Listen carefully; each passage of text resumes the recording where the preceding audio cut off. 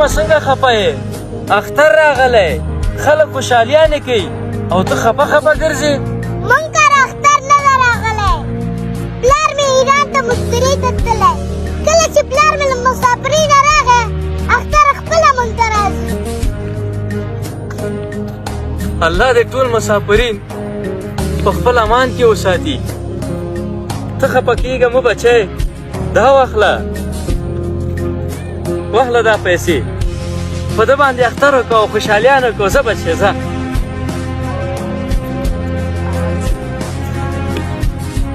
الله دې زموږ په افغانانو باندې ورحمېږي.